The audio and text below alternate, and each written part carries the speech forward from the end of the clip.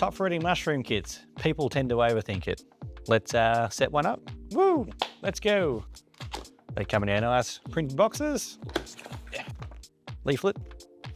QR codes to our instructions page. YouTube channel. We're so big. They barely fit in the boxes. So generally they'll come like this. Very little air in them just for while they're in transport. Just do a little nick. And just try and inflate the bag.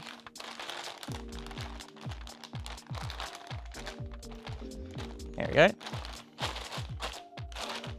Generally with top fruiting mushrooms, most people tend to overspray them and the top of the block gets too wet, then it prevents the mushrooms forming. You can just generally leave it like this. It's got a filter patch so it can breathe. It'll create its own microclimate in the bag and they'll just start fruiting on their own. So you put them somewhere cool, enough light to read a book and leave them to it and you should come back and they'll be growing all through the bag. Less is more with top fruiting mushrooms. If they're looking a bit skinny and lack of oxygen, you can cut some little slits just above the substrate just to allow some extra airflow. And that's it, less is more. See you next time. 1 week later. All right, it's been just over a week and I think our mushrooms are done. So if we want to do another flush, you just cut the top of the bag off up here, pick out the mushrooms down the bag, then just close it back up with a peg and wait for it to go again. But we're not going to reflush it, so I'm just going to cut the bag off. As you can see, they're escaping that little, I did make a little air hole and a door to look inside and they decided to make their own way out. And voila, we have some crazy mushrooms. So just gonna use some scissors, got some scales. I'm just gonna cut them off down near at the base. There is quite a few. You can also peel them off at the base and just cut the bit of substrate off. You can tell they're ready as the veil underneath just starts to tear. So that means it's gonna start dropping its spores soon as the veil tucks away, but this one's a bit further done. So you want to get them before they drop the spores. So when the whole veil starts tearing, pick, pick, pick.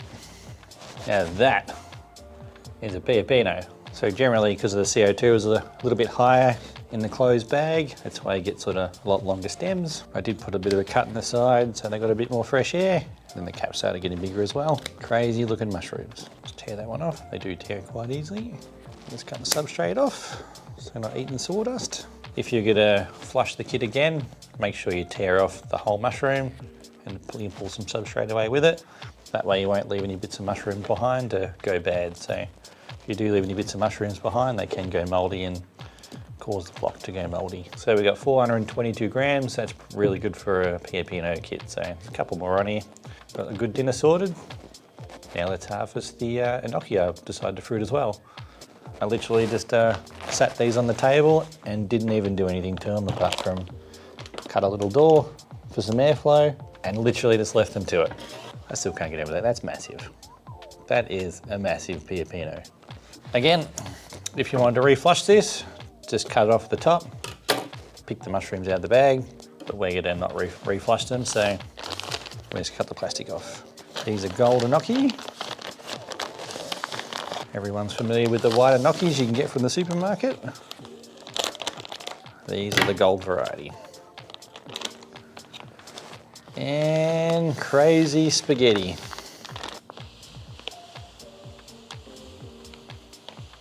We literally did nothing apart from put it on the bench, cut a little hole in the side, didn't touch it. So enokis you can generally just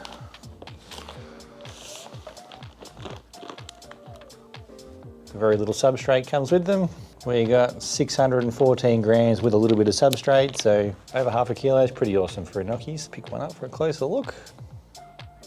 These US Golden Enoki have a fatter stem than what you normally see in the shops. It can't get much easier than that. See you next time.